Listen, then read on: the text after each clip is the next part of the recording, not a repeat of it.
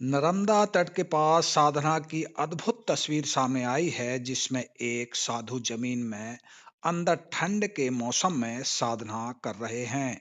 आज पत्रकार तारा पटेल उनके पास पहुंचे। उनसे जानते हैं कि वहां पर साधु क्यों इतनी कठिन तपस्या कर रहे हैं। तारा भाई बताएं क्यों कर रहे हैं।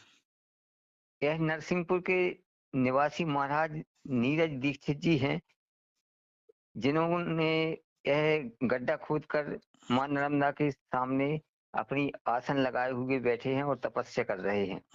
इनका कहना है कि इनको माता रानी ने साक्षात दर्शन दिए थे और पहले भी कई बार दर्शन देकर इन्होंने अपने आप में महसूस किया था और माता रानी के कहने पर जमीन को गड्ढे खोदकर घर के आसपास जहां जहां माता रानी ने इनको आदेश दिया था, वहां से प्रतिवर्ष मूर्तियां निकलती थीं, जो आदेश दिया कि मां नर्मदा के तट पर जाकर मेरी भक्ति कर, 48 घंटे के बाद मैं तुझे फिर से दर्शन दूंगी और अगली मूर्ति कहाँ से निकालना है वहां के लिए तुझे अवगत कराऊंगी।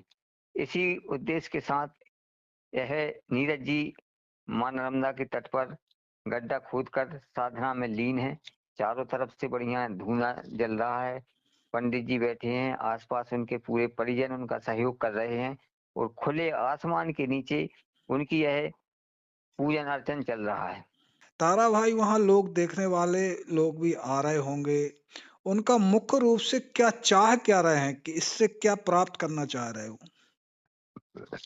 अभी क्या है, महाराज नीरज जी से किसी की कोई बात नहीं हो पा रही। उनके जो साथ में परिजन लोग हैं और जो वहां के देखने वाले लोग हैं, तो करीब 12 बजे से उनकी यह आसन लगी हुई है।